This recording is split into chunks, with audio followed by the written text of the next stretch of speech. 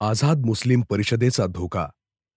मे 1940 मध्ये दिल्ली येथे आझाद मुस्लिम परिषद भरली होती. ही परिषद मुस्लिम लीगशी संपूर्णपणे सहमत नव्हती.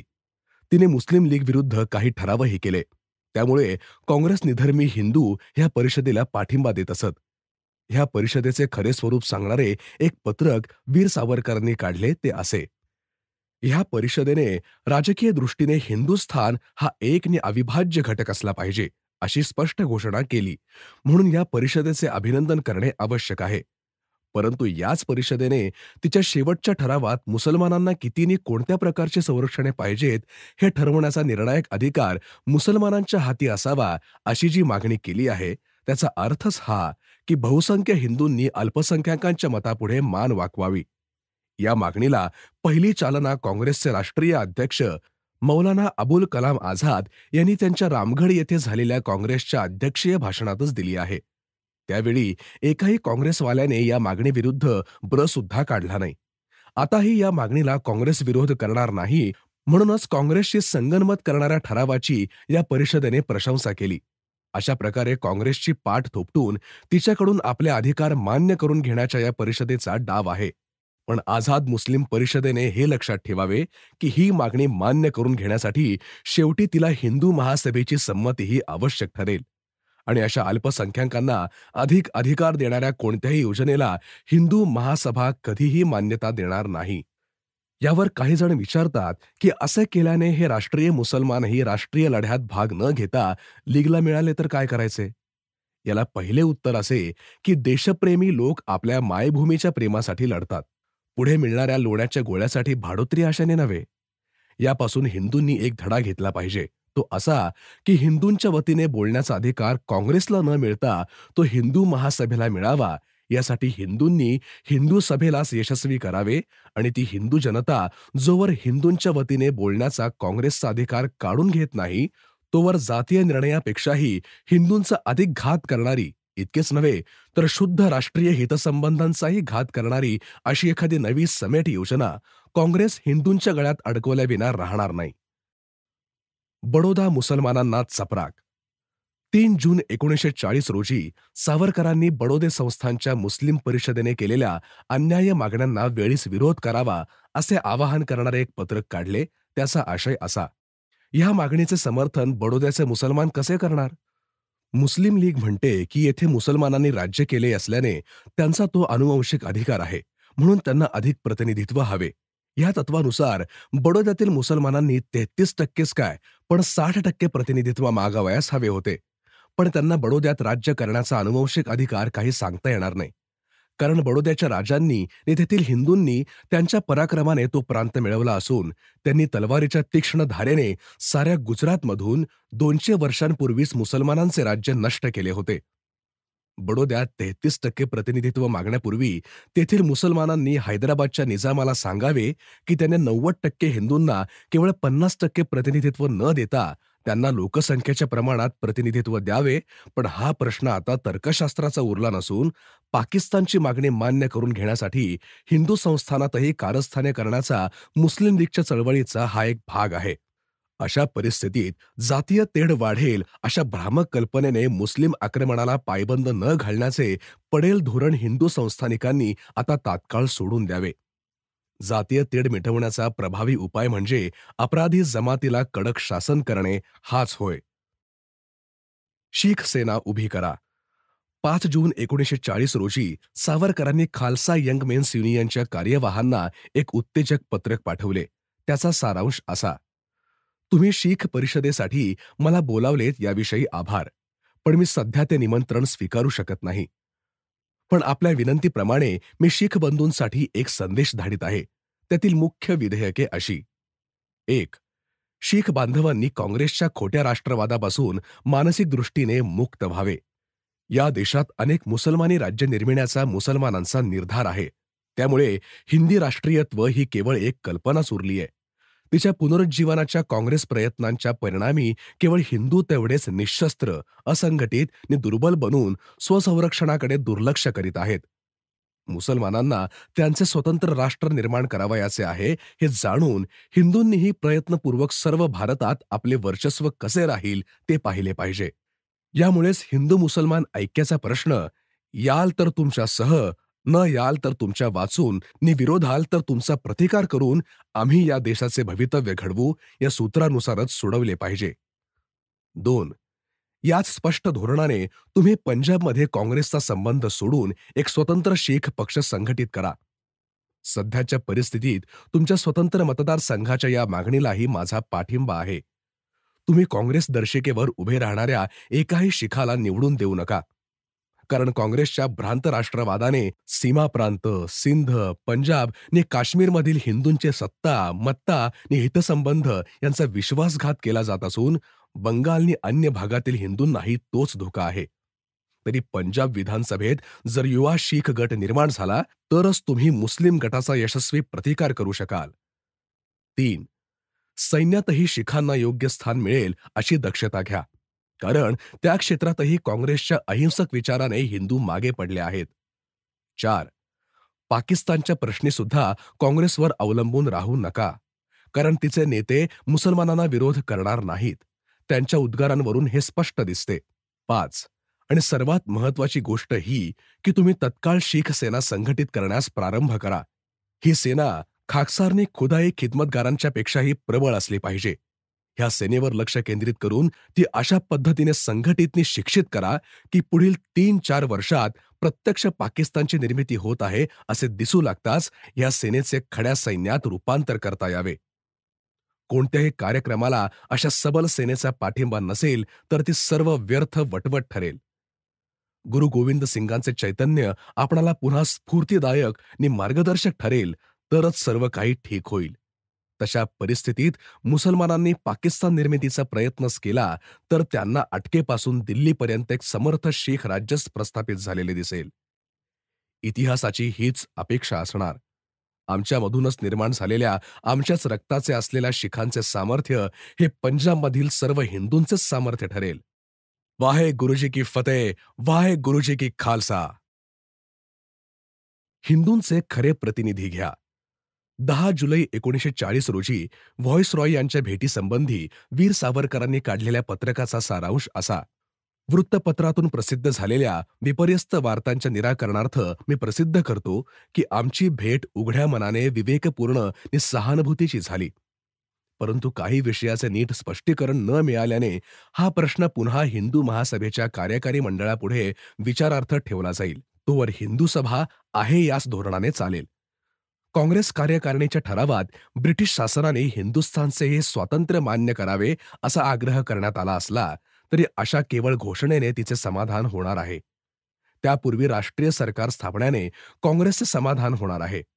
पण हे राष्ट्रीय सरकार ब्रिटिश राज्यकर्त्यांनी सध्याच्या निर्वाचित प्रतिनिधीमधून स्थापन करायचे म्हणजे ते काही स्वातंत्र्याचे सरकार नव्हे, तर ही मध्यंतरीची पायरी आहे. सारांश. ज्वलत जहाल भाषा बोलणाऱ्या भिकाऱ्याला आपली नरोटी लपविता येत नाही. काँग्रेस व्यवहारात आडपडद्याने ही पायरी मान्य करते तर हिंदू सभा उघड उघड सांगते की असे वसाहतीचे स्वराज्य ही संपूर्ण स्वराज्याच्या मार्गातील एक पायरी आहे. पण काँग्रेसप्रमाणे सध्याच्या लोकप्रतिनिधीमधून राष्ट्रीय सरकार स्थापणे हिंदू सभेला मान्य नाही. कारण सध्याचे काँग्रेसमधील हिंदू प्रतिनिधी हिंदूंच्या वित्तमतेचे संरक्षण करण्यास बांधलेले नसून ते हिंदूंचा विश्वासघात करणारे आहेत. म्हणून येथे राष्ट्रीय सरकार यायचे तर त्यात हिंदूंच्या लोकसंख्येच्या प्रमाणात त्यांचे प्रतिनिधी असलेच पाहिजेत. त्यांनी हिंदू हितसंबंध रक्षणाचे मान्य केले पाहिजे. तसेच त्यांनी सर्व हिंदू राष्ट्राचा विश्वास संपादन केला पाहिजे. व्हॉइसरॉयला पत्र. सावरकरांची प्रकृती ठीक नसल्यामुळे त्यांनी आपल्या वतीने हिंदू महासभेचे कार्यकारी अध्यक्ष डॉक्टर मुंजे यांना भेटण्याबद्दल व्हॉइसरॉय यांना एक तार केली. त्या संदर्भात 22 सप्टेंबर 1940 रोजी व्हॉइसरॉयना पाठवलेल्या पत्रकात सावरकर लिहितात. मुस्लिम लीगने मुंबईत संमत केलेल्या ठरावावरून असे दिसते की शासनाने मुसलमानांच्या हिंदूविरोधी मागण्या मान्य केल्या आहेत. हे वृत्त वाचून हिंदू शासनावर चिडले आहेत. लीगवाले शासनाकडे स्पष्टीकरण मागत आहेत. हेच काय ते आशेचे स्थान आहे. मला येथे स्पष्टपणे लिहिले पाहिजे की शासनाला हिंदूंच्या मानाने मुसलमान काहीही सहाय्य देऊ शकणार नाहीत. हिंदूंची संस्थाने, विशेषतः नेपाळ जे सहाय्य करील ते महत्वाचे आहे. आता हिंदूही संघटित होत असल्याने शासनाने लक्षात ठेवावे की केवळ मुसलमानांच्या सहाय्याने आता ब्रिटन भारतावर फार काळ राज्य करू शकणार नाहीत. अशा हिंदूंना मुसलमानांना सवलती देऊन दुखवणे शासनाला परवडणार नाही. गोव्यात मराठीला वाचवा. सावरकरांनी गोव्यात मराठी भाषेवर होणारा अन्याय परतवून लावण्यासाठी 14 ऑक्टोबर 1940 रोजी एक पत्रक काढून महाराष्ट्रातील हिंदूंना प्रकट आवाहन केले. त्या पत्रकात त्यांनी लिहिले, येत्या शिरगणतीच्या वेळी गोव्यात जे साचे भरून मागितलेले आहेत त्यात मराठी भाषा किंवा नागरी लिपी लिहिली जाऊ नये, अशी शासनाची आज्ञा आहे. पोर्तुगीज भाषे वाचून अन्य भाषा लिहायचीच तर ती कोकणी असे रोमन लिपीतच लिहावे, देवनागरीत लिहू नये, अशा आज्ञेला विरोध केला पाहिजे. या आज्ञेतील कोकणीचा कैवार कोकणीच्या प्रेमाने नसून मराठीला मारण्यासाठी पूतनेने घेतलेला कैवार आहे. भाषा मराठी की कोकणी हा प्रश्न एक वेळ दुय्यम समजता येईल. कोकणी भाषा आपल्या संस्कृतनिष्ठ भाषा भगिनीच्या वर्गातच मोडते. ती आपलीच आहे, पण ती रोमनमध्ये न लिहिता देवनागरीत लिहिली पाहिजे. गोमंतकातील कोकणी किंवा मराठी भाषा आणि देवनागरी लिपी यावरील हा अन्याय दूर करण्यासाठी हा प्रश्न श्रमविभागाच्या तत्वाने मराठी साहित्य परिषदेने आणि साहित्य संमेलनाने हाती घेतला पाहिजे. निजामापेक्षा नेपाळ अधिक योग्य. गांधीजींनी 13 ऑक्टोबर 1940च्या हरिजनमध्ये लिहिले की येथून इंग्रजांचे राज्य गेल्यावर हैदराबादचा निजाम हा भारताचा बादशाह होईल. हा लेख सावरकरांनी वाचताच त्यांनी सणसणीत टोला दिला की इंग्रज गेल्यानंतर हिंदुस्थानात राजेशाहीच देण्याची कल्पना करायची असेल तर हैदराबादच्या निजामापेक्षा नेपाळचे महाराज हेच हिंदुस्थानचे महाराज होण्यास अधिक योग्य आहेत. त्याचा सारांश असा, गांधींचा हा लेख विशेष महत्वाचा नसला तरी तो पाकिस्तानच्या मागणीला प्रोत्साहन देणारा आहे, म्हणून त्याचा समाचार घेतला पाहिजे. पहिल्या महायुद्धाच्या वेळी अफगाणिस्तानच्या अमीराला भारतावर स्वारी करण्यास प्रोत्साहन देणारा जो कट मुसलमान नेत्यांनी रचला होता त्याला गांधींचा पाठिंबा होता, हे अलीकडेच करंदीकरांनी केसरी मराठा यामध्ये लिहिलेल्या लेखात साधार सांगितले आहे. अलीकडेच पाकिस्तानला कोण विरोध करील असे म्हणून आणि पठाणांच्या अत्याचारांवर पांघरूण घालून गांधीगण त्यांच्याशी मैत्री करण्याचा जो प्रयत्न करीत आहेत तोही इंग्रजांच्या दडपणाखाली अथवा इंग्रज भारत सोडून गेला तरीही येथे पठाणांचे राज्य आणावे या मुसलमानी स्वप्नाला सहाय्य करणारा आहे. पण गांधींनी हे लक्षात ठेवावे की अशी राज्ये शेगावच्या निर्णयाने निर्माण होत नाहीत तर ती बंदुकीच्या गोळ्यांनी निर्माण होतात. गांधींचे भारतीय इतिहासाचे ज्ञान यथातथाच असले तरी त्यांनी हे लक्षात घ्यावे की निजामाने त्याचा प्रदेश इंग्रजांना दिला तो सुखाने दिला नाही, तर मराठ्यांनी खर्ड्याच्या लढाईत निजामाचा पराभव केल्यावर मराठ्यांपासून इंग्रजांनी निजामाचे संरक्षण करावे यासाठी दिलाय. पण अशा बंदुकीच्या बळावर गांधींचा विश्वास नसेल आणि ते नैतिक बलच मानित असतील तर त्यांनी निजामाला त्याचे सर्वच राज्य सोडावयास सांगावे, कारण त्याच्या पूर्वजांनी ते विश्वासघाताने मिळवले आहे. पण त्यापूर्वी ते राज्य विजयनगरचे होते, म्हणून नैतिक नि ऐतिहासिक न्यायाने विजयनगरचे राजेच त्याचे खरेखुरे धनी ठरतील. नेहरूंना झालेल्या शिक्षेचा निषेध. नोव्हेंबर 1940 मध्ये काँग्रेसचे वैयक्तिक सत्याग्रहातील नेते पंडित नेहरू यास ब्रिटिश शासनाने 4 वर्षे कारावासाची शिक्षा ठोठावली. ह्या शिक्षेचा निषेध करण्यासाठी काढलेल्या पत्रकात सावरकर लिहितात, नेहरूंना दिल्या गेलेल्या शिक्षेचे वृत्त ऐकून प्रत्येक देशभक्ताला दुःखाचा धक्काच बसला असावा. आमच्या ध्येय धोरणात मतभेद असल्यामुळे आम्हाला 2 वेगळ्या पक्षात कार्य करावे लागत असले तरी देशभक्तीच्या आणि मानवी हिताच्या तळमळीने आयुष्यभर कार्य करणाऱ्या आणि त्यासाठी कष्ट भोगणाऱ्या नेहरूंविषयी मला वाटणारी सहानुभूती प्रकट करणे हिंदू सभा अध्यक्ष म्हणून माझे एक कर्तव्यच आहे. गांधी आणि नेहरू यांच्या नेतृत्वाखालील काँग्रेसने युद्ध चालू झाल्यापासून भारत संरक्षण निर्बंधाखाली पकडल्या गेलेल्या बाबू सुभाषचंद्र बोस, सेनापती बापट यांच्यासारख्यांसंबंधीही सहानुभूती प्रकट केली नसली तरी हिंदू सभेने मात्र त्या त्यावेळी त्या दडपशाहीचा निषेधच केला आहे. मे 1940 मध्ये हिंदू सभेने केलेल्या ठरावात विश्वासाने विश्वास निर्माण होतो आणि घटनात्मक प्रगतीने राष्ट्रीय सहकार्य मिळते अशी चेतावणी देण्यात आली आहे. पण हे दुसरे महायुद्ध पुकारले गेले तेव्हा जे नेहरू एका पायावर उभे राहून लोकशाहीच्या रक्षणासाठी ब्रिटिश शासनाशी बिनाअट संपूर्ण सहकार्य करण्यासाठी सिद्ध होते, तेच आता सर्वत्र असहकार करण्याची घोषणा का देत आहेत आणि त्यामुळे सरकारही सूडबुद्धीने त्यांना एवढी दीर्घकालीन सजा का ठोठावीत आहे याचा विचार झाला पाहिजे. हे युद्ध चालू झाले तेव्हाच हिंदू सभेने अतिउत्साहाने संपूर्ण सहकाराची किंवा असहकाराची भाषा न बोलता साध्यानुकूल सहकाराची सिद्धता दर्शवली. ब्रिटिश शासनाला या युद्धात येथील जनतेचे खरे सहकार्य हवे असेल तर त्याने दडपशाहीच्या शिक्षा न देता लोकांना सध्या तरी फक्त वसाहतीच्या स्वराज्याचे आश्वासन देऊन त्यांची सहानुभूती मिळवावी हेच इष्ट आहे अशी मागणी केली होती. शिरगणतीत हिंदू म्हणूनच नोंदवा. वीर सावरकरांनी एका पत्राद्वारे सर्व हिंदू सभांना आवाहन केले की त्यांनी येत्या शिरगणतीच्या वेळी जागे राहून सर्व हिंदूंना जागे करून सर्वांची हिंदू म्हणूनच नोंद करून घ्यावी. ते पत्रक असे. आगामी शिरगणती लवकरच होणार असल्याने सर्व प्रांतिक आणि स्थानिक हिंदू सभांच्या शाखोपशाखांनी या विषयाकडे तातडीने लक्ष पुरवण्याची वेळ आली आहे. भागानगर निशस्त्र प्रतिकाराचा लढा जितका महत्वाचा होता तितकाच किंवा त्याच्याहूनही अधिक तीव्रतर महत्वाचा असा हा प्रश्न आहे. कारण शिरगणतीच्या मध्ये जी माहिती, जे आकडे पुढे येतील त्यावरच आपल्या राजकीय सुधारणांची दिशा निदान येती 10 वर्षे तरी अवलंबून राहणार आहे.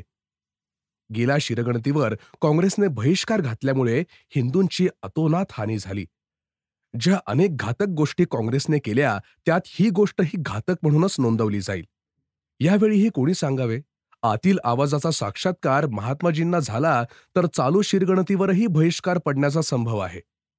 आत्तापर्यंत जे सत्याग्रह झाले त्याचा उघड अर्थ असा झाला आहे की हिंदूंची हानी आणि जे अराष्ट्रीय आहेत त्यांचा अनुनय म्हणून यावेळी प्रारंभापासूनच हिंदू महासभेने जागरूक असणे आवश्यक आणि अगत्याचे आहे. म्हणूनच तिने अगोदर राजकीय आखाड्यात उतरून आपण स्वतःच त्या गोष्टीस चालना देऊन हिंदू जगताची लोकांना माहिती करून द्यावी. या शिरगणतीत बरोबर माहिती आणि ती बिनचूक रीतीने लिहिली गेली नाही तर हिंदू मात्राची हानी कशी होईल याची पूर्ण जाणीव प्रत्येक हिंदू मात्रास करून देणे अगत्याचे आहे. आणि ही गोष्ट हिंदू महासभेने पुढाकार घेऊनच केली पाहिजे. प्रांतिक, जिल्हावार तसेच स्थानिक सभांच्या शाखांनी देशव्यापी चळवळ ताबडतोब सुरू करून हिंदू मात्राची शिरगणती नोंदवून मुसलमानांची कारवाई हाणून पाडावी. मुसलमान आपली संख्या या शिरगणतीत फुलवून दाखवण्याचा संभव असल्याने ही त्यांची कारवाई वरील संस्थांनी हाणून पाडणे फलदायी ठरेल. केवळ आपली शिरगणती अगदी बरोबर झाली एवढ्यानेच भागणार नाही, तर हिंदू मात्राचे हित सर्वस्वी सुरक्षित राहावे असे वाटत असेल तर त्यांच्या संबंधी सर्व प्रकारची माहिती बिनचूक नोंदली जाणे अत्यावश्यक आहे. मग ही माहिती राजकीय किंवा सामाजिक वा धार्मिक वा आर्थिक वा ऐतिहासिक असो.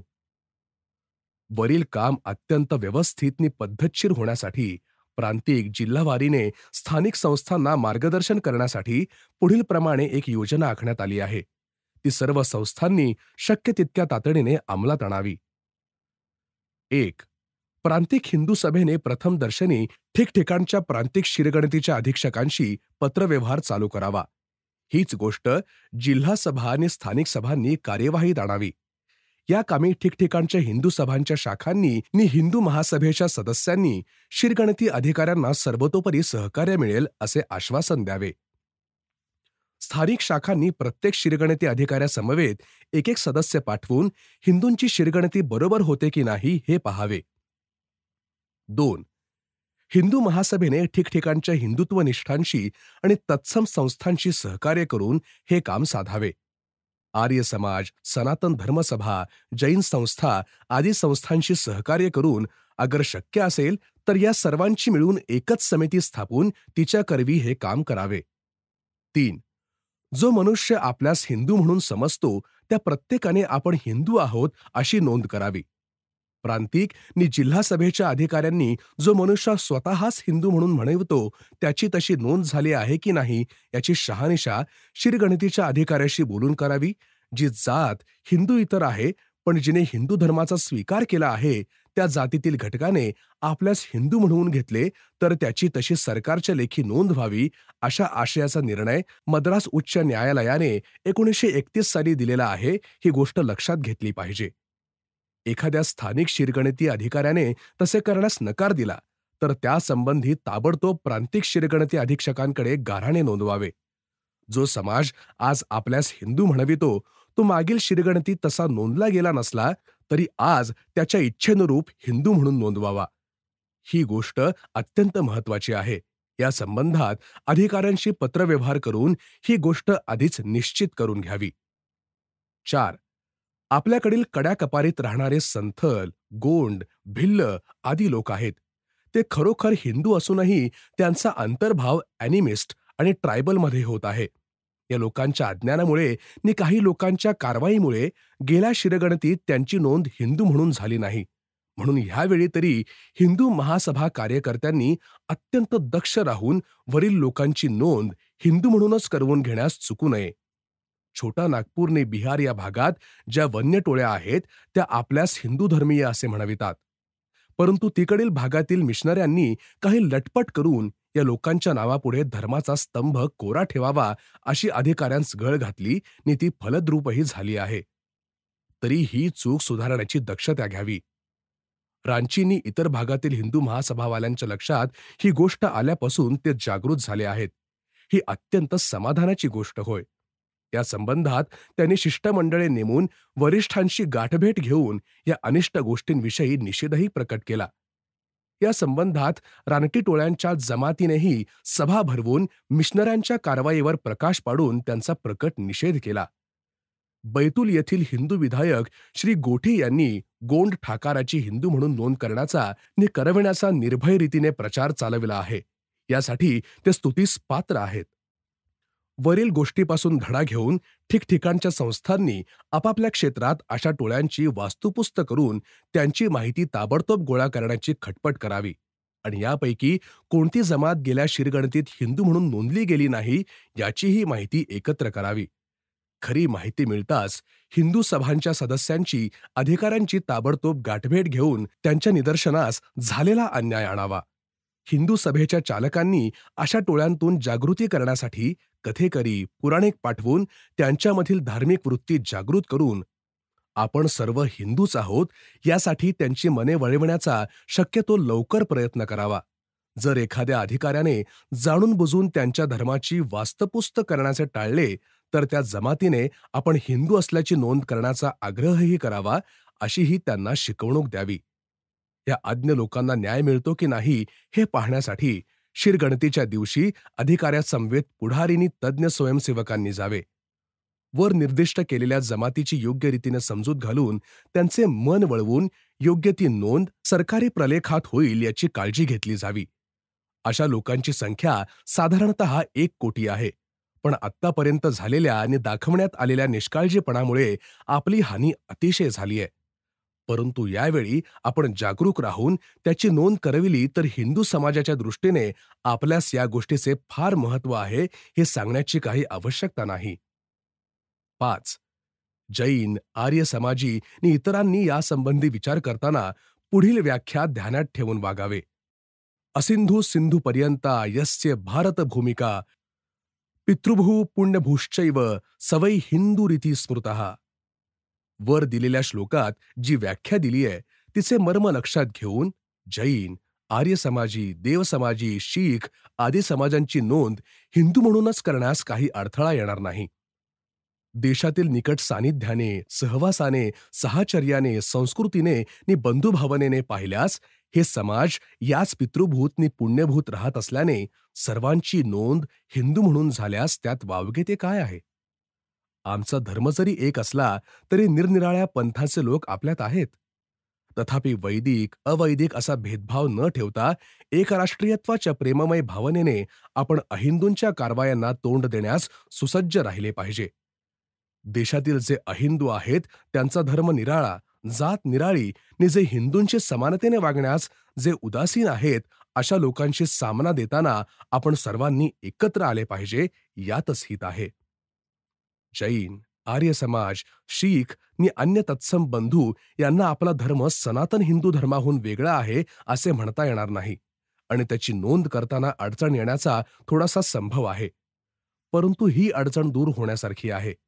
आर्य समाजाने धर्माच्या स्तंभात वैदिक धर्मानुयायी असे नमूद करावे. शीखांनीही शीख मतानुयायी असे लिहिण्यास प्रत्यवाय नाही. परंतु जातीवंश या स्तंभात वर लिहिलेल्या श्लोकाद्वारे प्रत्येक हिंदू संस्कृतीच्या चाहत्यांनी आपल्यास हिंदू म्हणूनच नोंदवण्यास विसरू नये. जैनांनी, आर्यांनी, शिखांनी आणि लिंगायतांनी आपल्या पुढे कंसात हिंदू अशी नोंद करण्यास विसरू नये. या व्यवस्थेप्रमाणे नोंद झाल्यास प्रत्येकास आपली धर्ममते वेगळी दाखवता येऊनही सनातन हिंदू धर्माच्या व्यापक क्षेत्राखाली समाविष्ट होण्याचा मान घेता येईल. आणि असे झाल्यास आपली लोकसंख्या इतर अहिंदूंच्या मानाने किती मोठी आहे याचा तुलनात्मकदृष्ट्या अभ्यास करण्यास सोपे जाईल.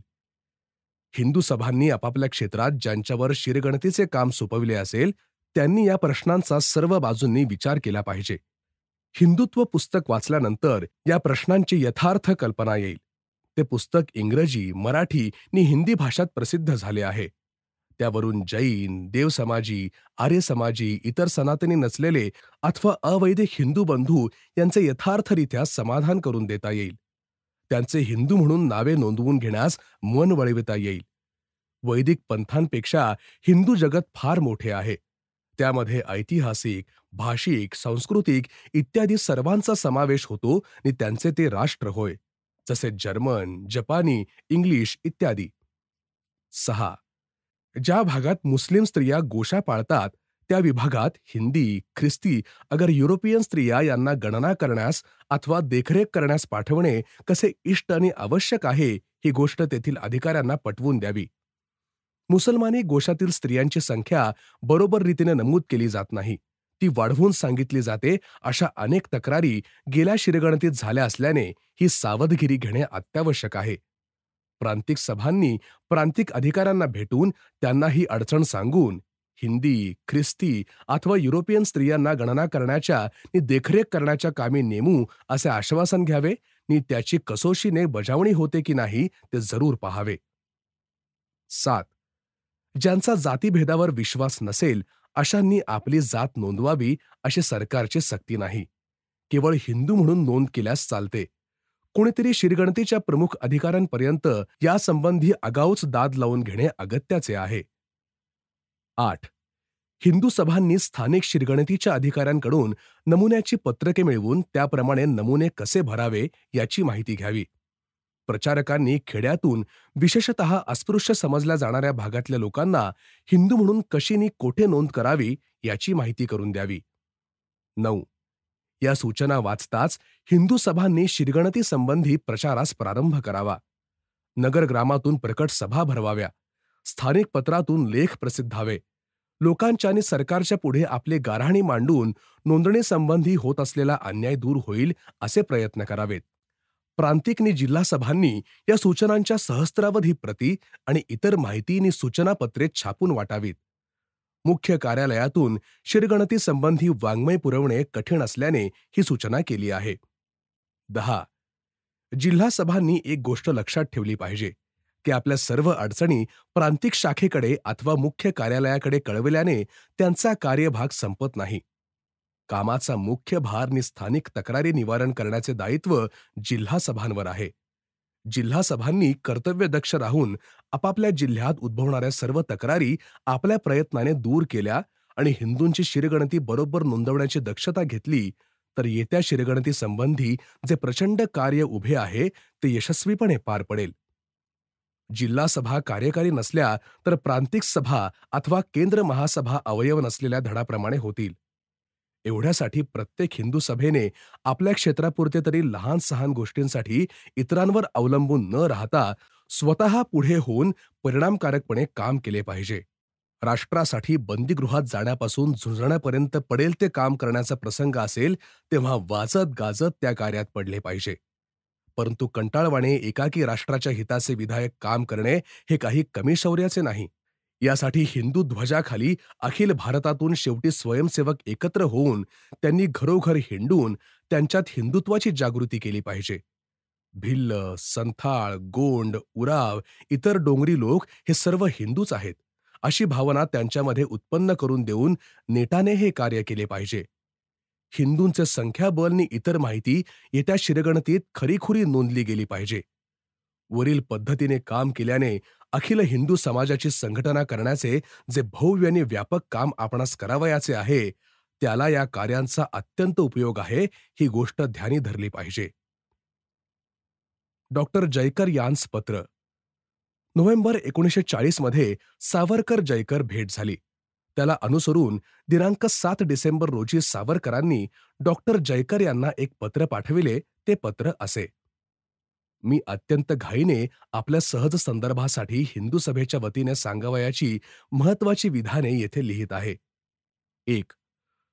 कोणत्याही वाटाघाटीच्या किंवा संधीच्या वेळी मुस्लिम लीगला मुसलमानांची प्रतिनिधी म्हणून निमंत्रले जाईल, तेव्हा हिंदू महासभेला हिंदूंची प्रतिनिधी म्हणून निमंत्रिले पाहिजे. 2. काँग्रेस आणि मुस्लिम लीगमधील संधी हा त्या दोन संस्थांमधील संधी मानला जावा. जोवर त्या संधीला हिंदू सभेची संमती घेतली जात नाही, तोवर तो हिंदू मुसलमानातील संधी समजला जाऊ नये. 3. काँग्रेस ही एकतर संपूर्ण देशाचे प्रतिनिधित्व करते किंवा करीत नाही. जर ती सबंध देशाचे प्रतिनिधी असेल, तर ती मुस्लिम लीगला मुसलमानांची प्रतिनिधी म्हणून मान्यता देऊ शकणार नाही आणि तिच्या समवेत समान पातळीवर संधीही करू शकणार नाही. आणि जर काँग्रेस सर्व देशाची प्रतिनिधी नसेल आणि मुस्लिम लीगला मुसलमानांचे प्रतिनिधित्व करण्याचा अधिकार ती मान्य करीत असेल, तर काँग्रेसने मान्य करावे की ती हिंदू म्हणून हिंदूंचे प्रतिनिधित्व करू शकत नाही. तिने हिंदूंचे प्रतिनिधी म्हणून हिंदू सभेला सुद्धा मान्यता द्यावी. 4. वस्तुस्थिती अशी आहे की सध्या देशात 3 संस्था आहेत. हिंदूंचे हित पाहणारी हिंदू महासभा, मुसलमानांचे हित जपणारी मुस्लिम लीग आणि केवळ काँग्रेसवाल्यांचे हितसंबंध जपणारी काँग्रेस. सध्या काँग्रेस हा केवळ एक मोठा पक्ष आहे, ती काही लोकसभा नव्हे. 5. यामुळे लीग आणि काँग्रेस यामधील संधी हा हिंदूंवर हिंदू म्हणून बंधनकारक होऊ शकत नाही. जेव्हा काँग्रेस मुसलमानांचे प्रतिनिधी म्हणून मुस्लिम लीगला मान्यता देते, तेव्हाच ती हिंदूंच्या वतीने बोलण्याचा अधिकार गमविते. हे लक्षात घेऊन आपण शासकांच्या मनावर ठसवावे की जर वाटाघाटी चालू करण्यात आल्या, तर त्या केवळ काँग्रेसनी लीग पुरत्या मर्यादित न राहता त्यामध्ये समपातळीवर हिंदू महासभेचाही समावेश केला जावा. कार्यकारी मंडळ किंवा युद्ध समित्या यावर तिघांनाही हिंदू महासभा, मुस्लिम लीग आणि काँग्रेस प्रतिनिधित्व मिळावे. 6. जर राष्ट्रीय कार्यकारी मंडळात काँग्रेस सहभागी होणार नसेल, तर जे पक्ष सहकार्यासाठी सिद्ध असतील त्यांना घेऊन राष्ट्रीय कार्यकारी मंडळ बनवावे. ज्या मंत्रिमंडळात किंवा परिषदेत काँग्रेस नाही, ती सभा राष्ट्रीय होत नाही, ही समजूत भ्रामक आहे. ही भ्रामक समजूत आपण दूर केली पाहिजे आणि काँग्रेस वाचून आपण वाटाघाटी करू शकतो. तसेच हिंदू महासभा ही हिंदूंचे प्रतिनिधित्व करणारी संस्था आहे, हे शासनाच्या मनावर ठसविले पाहिजे. आपण सतत सांगितले पाहिजे की राष्ट्रीय वाटाघाटीच्या वेळी काँग्रेस, मुस्लिम लीग आणि हिंदू महासभा या तिन्ही संस्थांनाही बोलाविले पाहिजे. केवळ हिंदू आणि मुसलमान यांच्यामधील संधीचा विचार करताना केवळ 2च पक्ष असले पाहिजेत, ते म्हणजे हिंदू महासभा आणि मुस्लिम लीग अथवा दुसरा एखादा मुसलमान पक्ष. हिंदू मुसलमान तडजोडीत काँग्रेस म्हणून भाग घेऊच शकत नाही, कारण ती कोणाचेही जातीय हित सांभाळू शकत नाही. मदुरा ठरावांचे स्पष्टीकरण. काही काँग्रेसनिष्ठ मराठी साप्ताहिकांनी सावरकरांवर अनेक आक्षेप घेतले. त्या आक्षेपांना उत्तर देणारे आणि मदुरेच्या ठरावाचे त्याच्या दोन्ही बाजूंचे स्पष्टीकरण करणारे एक पत्रक 5 जानेवारी 1941 रोजी सावरकरांनी प्रसिद्ध केले. ते असे: मदुरा येथे भरलेल्या हिंदू सभेच्या अधिवेशनात युद्ध परिस्थिती आणि ताबडतोबीचा कार्यक्रम याविषयी जे 2 मुख्य ठराव संमत झाले, त्यासंबंधी कदाचित अपसमज उत्पन्न होण्याचा संभव आहे. तो न व्हावा म्हणून लोकांनी आणि विशेषतः हिंदू संघटनवाल्यांनी पुढील गोष्टी लक्षात ठेवणे आवश्यक आहे. 1. पहिल्या युद्ध परिस्थितीच्या ठरावात हिंदू महासभेच्या प्रमुख मागण्या नमूद केल्या असून त्यात म्हटले आहे की ज्या सरकारने लोकांचे समाधान होईल अशा रीतीने या मागण्या 31 मार्च 1941 पर्यंत मान्य केल्या नाहीत, तर त्या मान्य करावयास लावण्याकरिता हिंदू महासभेला प्रत्यक्ष प्रतिकाराची चळवळ सुरू करावी लागेल. वरील अवधी संपल्यावरच, अर्थात ही प्रतिकाराची चळवळ कोणत्या रीतीने करावयाची हे निश्चित ठरविले जाईल. परंतु माझ्या अध्यक्षीय भाषणात स्पष्टपणे सुचवलेल्या ताबडतोबीच्या कार्यक्रमाशी त्याचा विरोध येणार नाही. त्या कार्यक्रमासंबंधीचा दुसरा ठराव मदुरेच्या अधिवेशनात एकमताने संमत झाला आहे, हेही लक्षात ठेवले पाहिजे. त्या ठरावात सध्याच्या युद्ध परिस्थितीचा पूर्ण लाभ घेऊन हिंदुस्थानची सैनिकी प्रगती आणि औद्योगिक उन्नती घडवून आणावी असे स्पष्ट म्हटले आहे. भविष्य काळात नवीन परिस्थिती उत्पन्न होऊन सध्याच्या कार्यक्रमापेक्षा दुसऱ्या कार्यक्रमाने हिंदूंचा लाभ अधिक होईल असे वाटेल तरच सध्याचे धोरण पालटले जाईल. पण हा काळ केव्हा येईल हे आज सांगणे शक्य नाही. 2. म्हणून पुढे मागे हिंदू सभेला प्रत्यक्ष प्रतिकाराची चळवळ चालू करावी लागली तरी अखिल भारतातील हिंदूंनी पुढील प्रयत्न चालूच ठेवावे. भूदल, नौदल आणि वायुदल यात प्रवेश करणे, युद्ध साहित्याच्या निर्मिती संबंधाने आणि त्या संबंधीच्या यंत्रविद्येची माहिती घेण्यासंबंधाने जी जी संधी येईल तिचा उपयोग करणे, शाळा आणि महाशाळा यांच्यामधून सैनिकी शिक्षण सक्तीचे करण्याचा प्रयत्न करणे, नागरिक संरक्षण दल आणि वायुरक्षण दल यात शिरणे. अट एकच की या सर्व संघटनेचा कोणत्याही स्वदेशप्रेमी राजकीय पक्षाविरुद्ध अथवा हिंदूंच्या हिताविरुद्ध उपयोग केला जाऊ देता कामा नये. 3. नवीन उद्योगधंदे काढणे अथवा परदेशी मालावर बहिष्कार घालणे. यासंबंधी एवढेच म्हणावयाचे की देशाच्या औद्योगिकीकरणाच्या दृष्टीने त्यांची आवश्यकता असल्याने ती चळवळ चालविली पाहिजे. 4. हिंदू महासभेने जे 2 ठराव संमत केले त्यासंबंधी हिंदू महासभेचे धोरण कोणते आहे हे वरील स्पष्टीकरणाने सरकारला सुद्धा नीट कळेल अशी अपेक्षा आहे. लिंगायत समाजाला आवाहन. येत्या शिरगणतीत आपली जात आणि समाज लिंगायत हिंदू अशी नोंदवावी असे देशातील लिंगायत समाजाला आव्हानात्मक चिरंतर महत्वाचे पत्रक सावरकरांनी जानेवारी 1941 मध्ये काढले. ते असे. 1. जे लिंगायत बंधू शिरगणतीत धर्म आणि जाती या दोन्ही विभागात लिंगायत एवढीच नोंद करू इच्छितात आणि हिंदू म्हणून नोंद मुळीच करू इच्छित नाहीत, त्यांचे मुख्य हेतू 2 असतात. एक तात्विक आणि दुसरा व्यावहारिक. पैकी तात्विक हेतू असा की लिंगायत धर्म हा सनातन हिंदू धर्माहून एक अगदी स्वतंत्र धर्म आहे, हा त्यांचा सिद्धांत नोंदला जावा. यास्तव धर्म ह्या नावाच्या शिरगणतीतील स्तंभामध्ये लिंगायत धर्म इतकेच नोंदवावे. या मताच्या लिंगायत बंधूंनी धर्म या स्तंभात तशीच नोंद करण्यास माझा कोणताही विरोध नाही. त्यायोगे त्यांची तात्विक अडचणही नाहीशी होईल. दुसरा व्यावहारिक हेतू तो असा की जात किंवा समाज या विभागातही लिंगायत असेच नोंदवून दिल्याने लिंगायत समाजाची पृथक संख्या किती ते निश्चितपणे मोजता यावे आणि लिंगायतांचे हिंदू समाजाहून पृथक असे जे काही सामाजिक व राजकीय हितसंबंध असतील त्यांच्या संरक्षणासाठी काही राखीव जागा विधिमंडळात मागता याव्या. मी हे दोन्ही अंतस्थ हेतू स्पष्टपणे मांडत आहे, कारण लिंगायत समाजाच्या एखाद्या पक्षाने हे हेतू मनात धरले तरी माझा त्यास फारसा विरोध होणार नाही.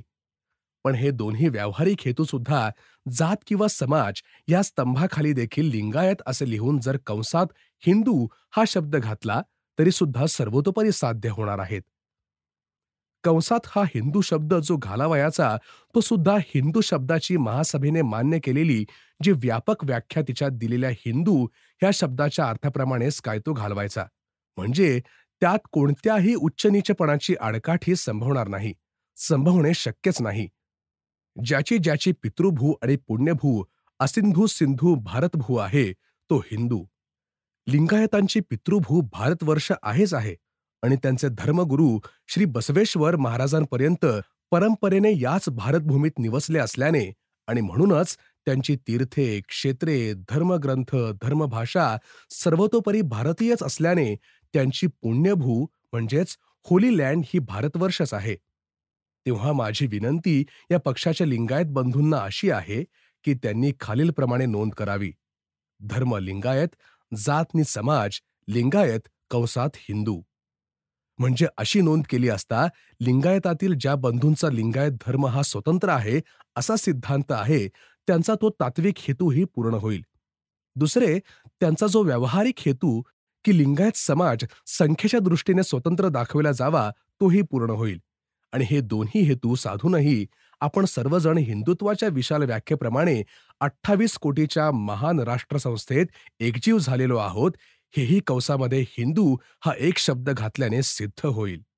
आपण हे ध्यानात ठेवले पाहिजे की आपले शत्रू फोडा आणि झोडा ह्या नीतीचा अवलंब करून आपल्या हिंदू राष्ट्राचे बळ उणे करतात, असा आपणच नेहमी आक्षेप घेत असतो. पण त्यांना तसे करण्याची संधी आपणच स्वतःच्या परंपरागत ऐक्य फोडून तुकडे करीत जर देत गेलो, तर त्यांनी तरी तसे का न करावे? मागे झाले ते झाले. परंतु आता यापुढे तरी आपले इतर योग्य ते मतभेद सांभाळूनही हिंदुत्वाच्या वरील समावेशक व्याख्येच्या अर्थी हिंदू ह्या एकाच शब्दाच्या सुविशाल ध्वजाखाली आपले 28 कोटींचे एकजीव राष्ट्र उभारूया. प्रचंड समष्टीची हानी तर होतेच होते, पण फुटलेल्या वेष्टीचे बळ त्याहूनही अत्यंत तुच्छ होते, हे काही सांगावयास नको. शिरगणतीतील हे शेवटचे विधेय विशेषतः विवेचून लिंगायत बंधूंनी कंसामध्ये तरी हिंदू हा शब्द अवश्य नोंदवावा. यातच लिंगायतांचे आणि लिंगायतेतर हिंदूंचे कल्याण आहे.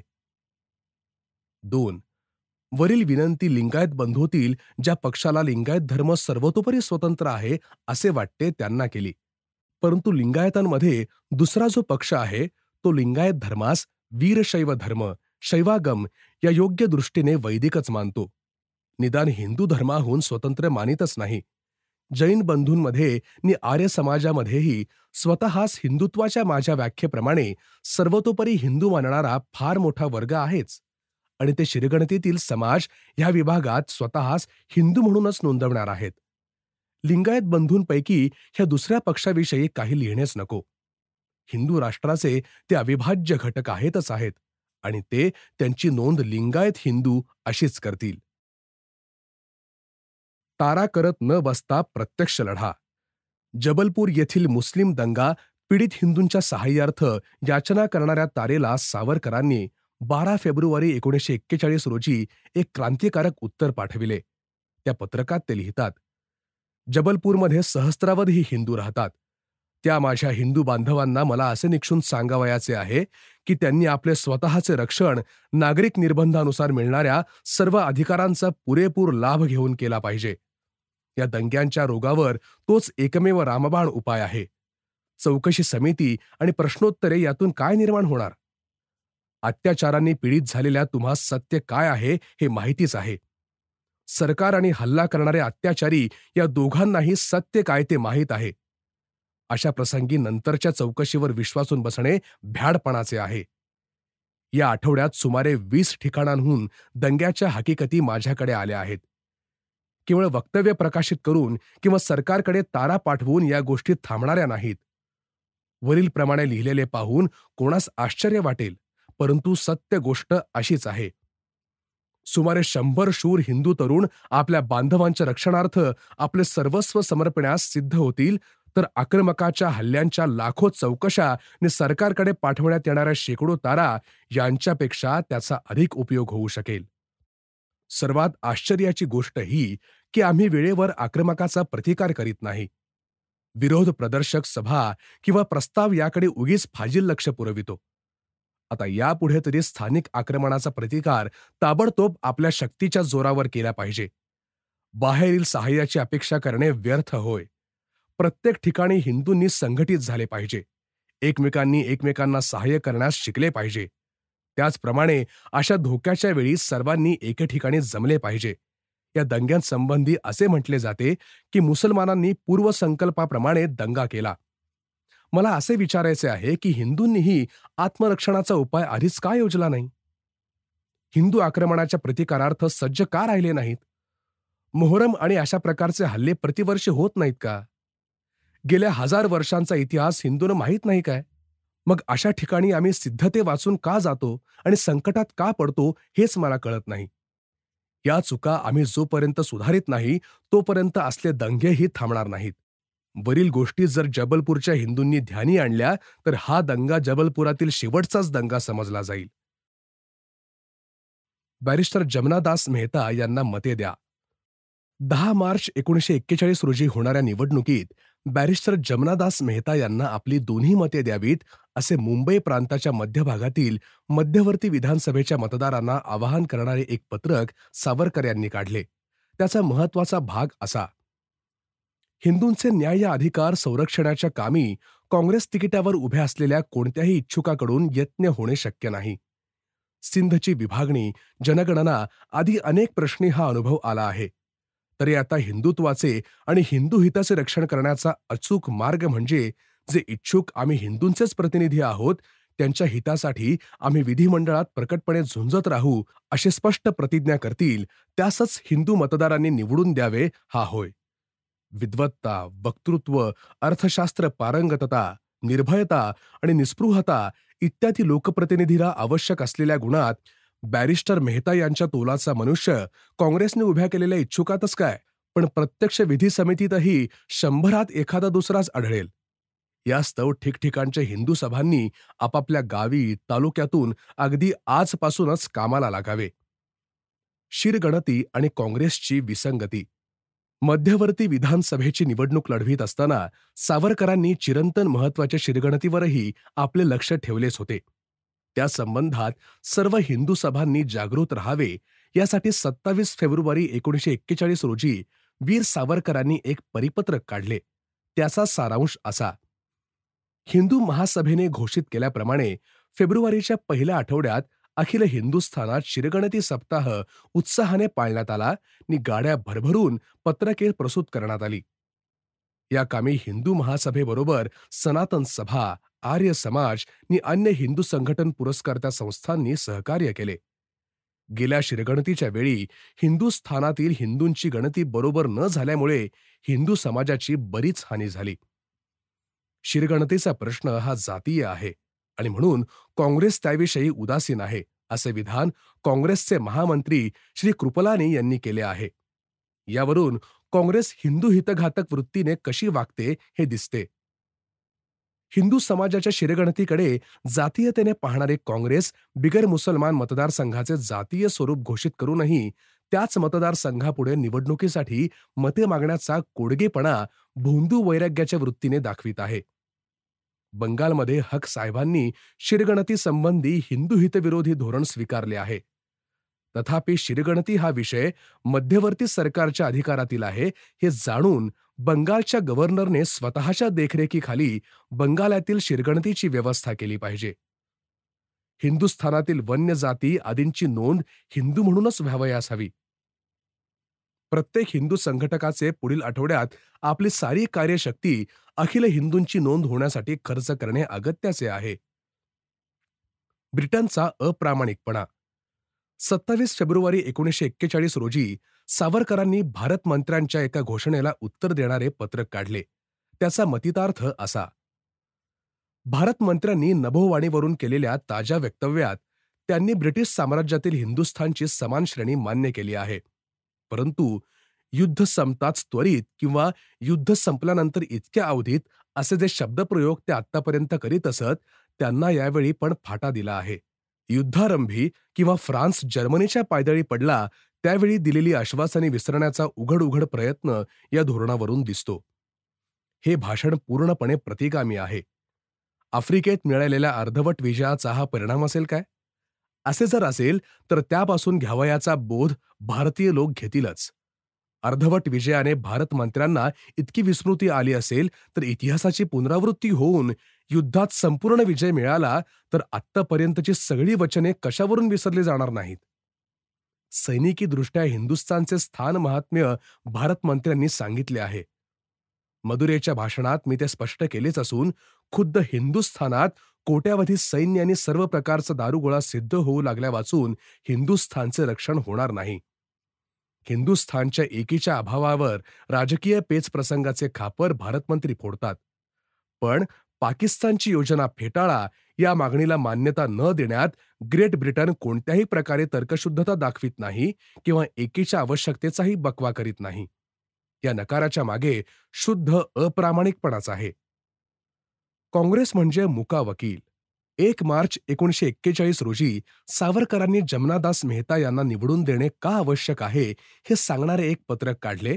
त्यातील आशय असा: यावेळी हिंदू महासभेच्या वतीने उभ्या असलेल्या मेहतांना दोन्ही मते देणे प्रत्येक हिंदू संघटकाचे अत्यंत निकडीचे कर्तव्य आहे.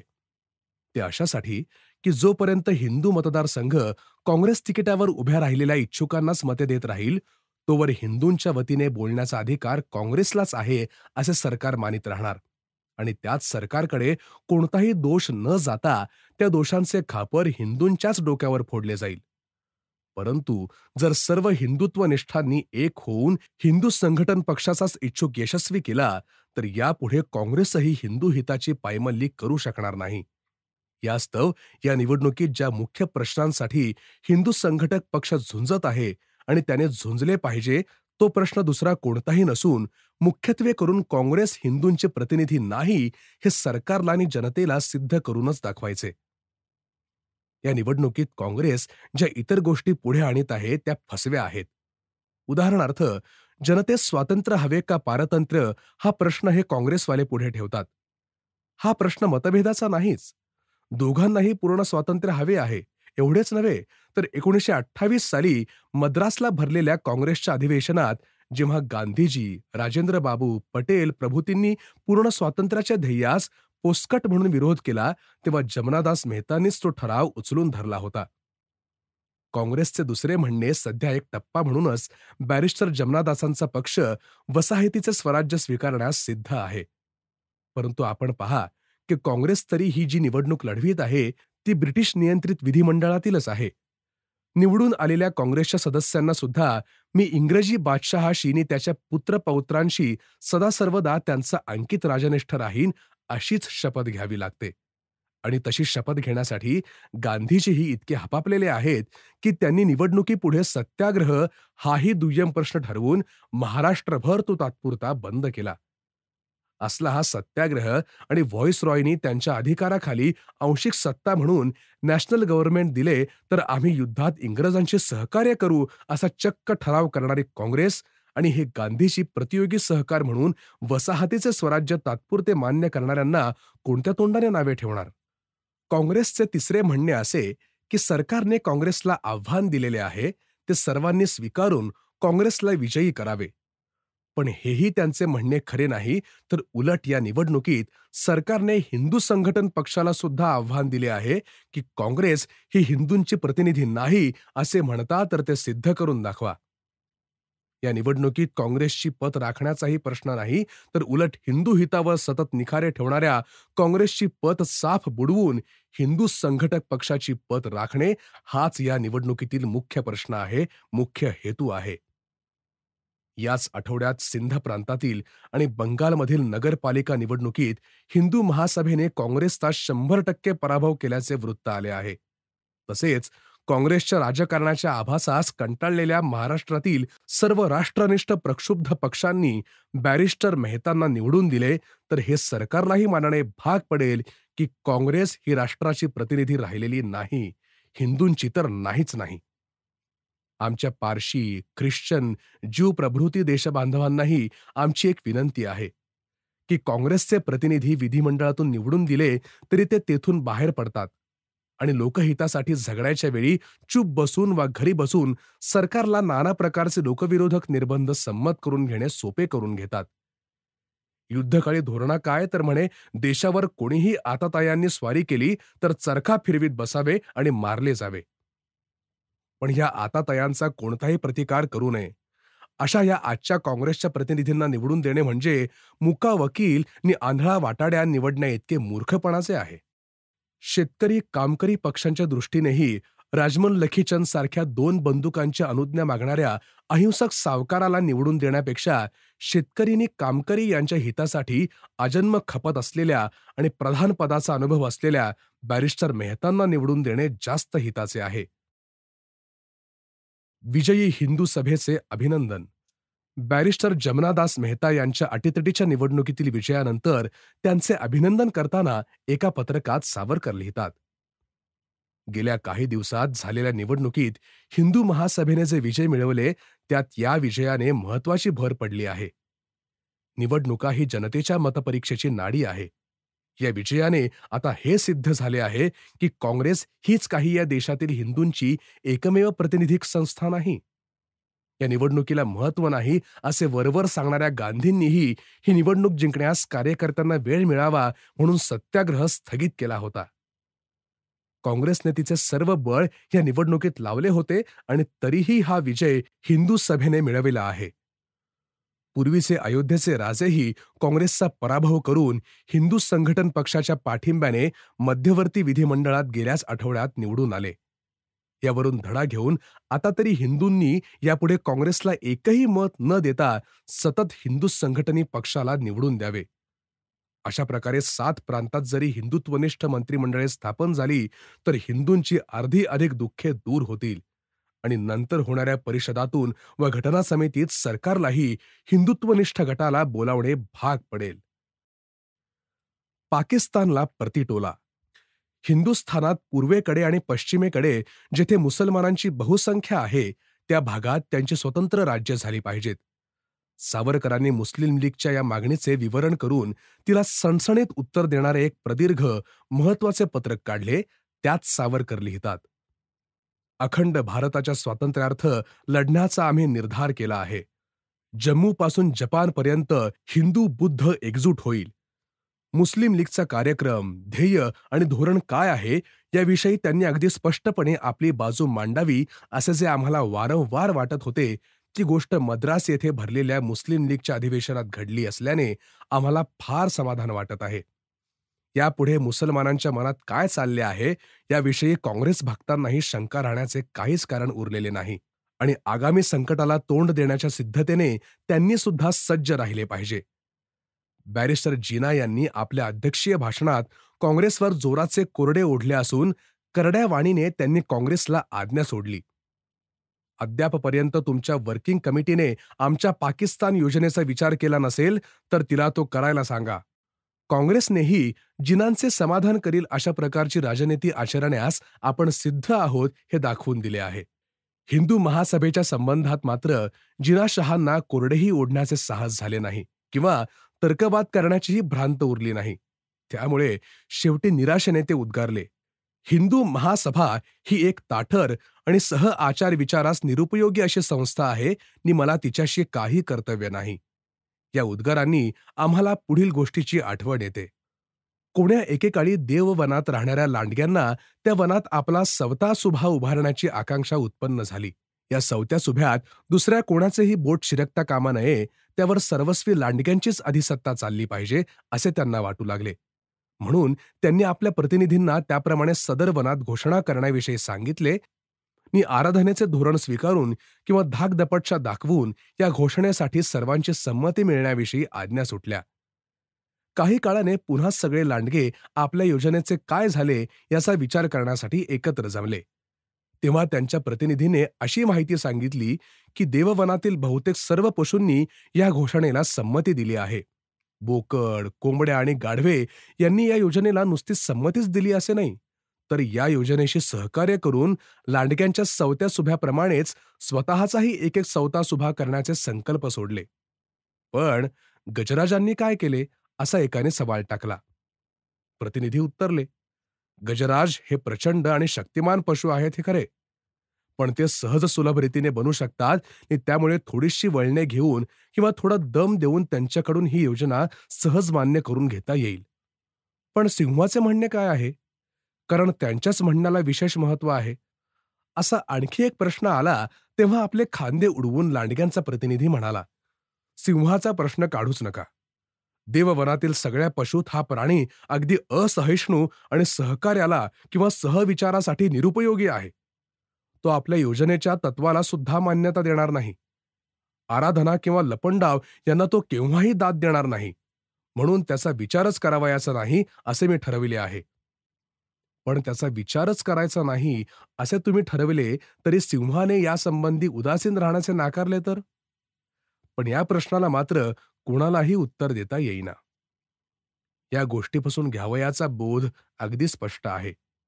आपले पाकिस्तान सिद्ध करून घेण्यासाठी लीगने हिंदू महासभेला तोंड देण्याचे नाकारण्याचे कितीही ढोंग केले तरी अंतर्यामी लीगने हे ओळखले आहे की हिंदुस्थानचे भवितव्य ठरविताना शेवटी केवळ हिंदू महासभेचाच विचार करणे त्यांना भाग पडेल. काँग्रेस ही मुसलमानांची प्रतिनिधी नाही. त्यामुळे आता हे एक राष्ट्रीय सामर्थ्य म्हणून गणले जाऊ शकणार नाही आणि तिची मान्यता म्हणजे राष्ट्राची मान्यता किंवा निदान हिंदूंची मान्यता असे तरी खचितच होणार नाही. लीगला असे वाटू लागले की लवकरच पाकिस्तानच्या योजनेला काँग्रेसची मान्यता मिळवता येईल आणि म्हणूनच बॅरिस्टर जिना यांनी हिंदू महासभेवर उद्धृत केलेला ठपका ठेवला आहे. पण हा छाप मारण्यानेच हिंदू महासभेच्या निर्भेळ आणि निर्दोष अशा राष्ट्रीय भूमिकेविषयी आपण एक प्रकारे मान्यता देत आहोत, ही गोष्ट बॅरिस्टर जिना यांच्या ध्यानी आली नाही. आपला जन्मसिद्ध अधिकार काँग्रेस विकण्यास सिद्ध होवो अथवा न होवो, पण जोपर्यंत हिंदू महासभा अस्तित्वात आहे, तोपर्यंत त्या अधिकाराचे संरक्षण ती करीलच करील. तिचा तो अधिकारच आहे. सिंधूपासून तो समुद्रापर्यंत पसरलेल्या भरतभूचे स्वातंत्र्य आणि अविभाज्य सार्वभौमत्व रक्षणे हा हिंदू राष्ट्राचा, हिंदुत्वाचा जन्मसिद्ध अधिकार आहे. ही गोष्ट लक्षात घेऊनच सिंध, बंगाल, मुंबई किंवा मद्रास ज्या ठिकाणी मुस्लिम लीगच्या बैठकी झाल्या, त्या ठिकाणी त्यांनी असा दम भरला की जर हिंदू संघटनवादी लोक दाती तृण धरून आमच्या या योजनेला मान्यता देणार नाहीत, तर अंतर्गत यादवीचा धोका आल्यावाचून राहणार नाही. मद्रासला जिनांनी सुद्धा सांगितले की हिंदूंनी हिंदू महासभेचे नेतृत्व सोडून द्यावे, नाहीतर त्याचे भयंकर परिणाम त्यांना सहन करावे लागतील. या शब्दांनी आम्हाला मुसलमानांची हृदये स्पष्टपणे कळून आली, ही फार चांगली गोष्ट झाली. आम्हीही आता त्यांना थोड्याफार प्रमाणात आमचे हृदगत स्पष्ट सांगू इच्छितो. मुसलमानांना त्यांच्या इच्छेप्रमाणे भरतभूचे तुकडे पाडता आले नाहीत. ज्या अर्थी अंतर्गत यादवीची धमकी ते आम्हाला उघडपणे देत आहेत, तोपर्यंत मुसलमान हे अंतर्गत युद्ध आमच्यावर केव्हा कोणत्या स्वरूपात लादतील, याविषयी आम्ही आपापसात मोकळेपणाने चर्चा करण्यास मुक्त आहोत. या संभाव्य यादवी संबंधी मुस्लिम लीगच्या छावणीतील काही वीर जर आम्हाला थोडेसे सहाय्य करतील, तर ते आम्हाला उपयोगीच आहे. अर्थात त्यांना स्वतःला त्याविषयी काही कल्पना असेल तर. मुसलमान सत्वरच हे युद्ध पुकारू इच्छितात, तर मग त्या युद्धासाठी लागणारे सैन्य आहे तरी कुठे? लहर लागेल तेव्हा हिंदुस्थानातील अनेक नगरात शांतता भंग करणारे मुसलमान गुंड आणि मवाली एवढेच या सैन्यात असू शकतील काय? तर मग त्यांची ही स्वप्ने फुल आहेत असे म्हणावे लागेल.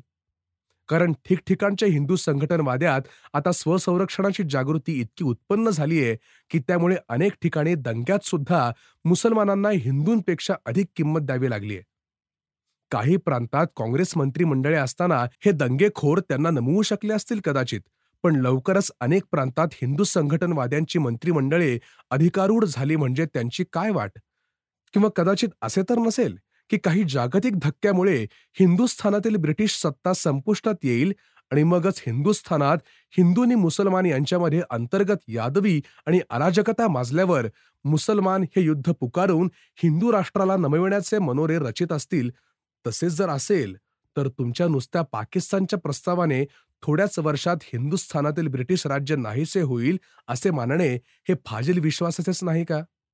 आणि समजा की या वर्षाच्या आतच तशी अवस्था प्राप्त झाली, तरीही जर हिंदी मुसलमानांच्या सहाय्याला बाहेरच्या एखाद्या प्रबळ राष्ट्राचा पाठिंबा मिळाला नाही आणि हिंदुस्थानातील मुसलमानांना हिंदूंशीच एकाकी सामना जर द्यावा लागला, तर आपली स्वप्ने खरी करता येतील अशी अपेक्षा मुसलमान बाळगतील काय? तुमचा पक्का एक्का म्हणजे फार तर हैदराबादचा निजाम आणि सरसीमेवरचे टोळीवाले. पण तशी अवस्था येईल तर हिंदूंच्या बाजूला निर्विवादपणे प्रबळ असे 5-50 हिंदू संस्थानिक एकत्र उभे राहू शकतील.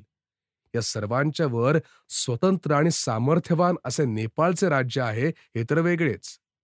तसा प्रसंग आलाच तर आपल्या सहस्त्रावधी शिस्तीत वाढलेल्या अशा सशस्त्र सैनिकांसह हिंदुत्वाच्या रक्षणास नेपाळ केव्हाही उभे ठाकेल. म्हणून अशा परिस्थितीत ती लढाई हिंदू राष्ट्रावर लादण्याची स्वप्ने मुसलमान पाहत असतील, तर आम्ही हिंदू संघटनवादी त्यांना असे आश्वासन देतो की असा प्रसंग येईल तर घाबरून न जाता हिंदू राष्ट्राच्या इतिहासामध्ये जन्मोजन्मी न मिळणारी अशी सुवर्ण संधी आली आहे असे म्हणून आम्ही त्या संग्रामाचे स्वागतच करू आणि गेलेले हिंदू राष्ट्राचे वैभव आम्ही परत मिळवू.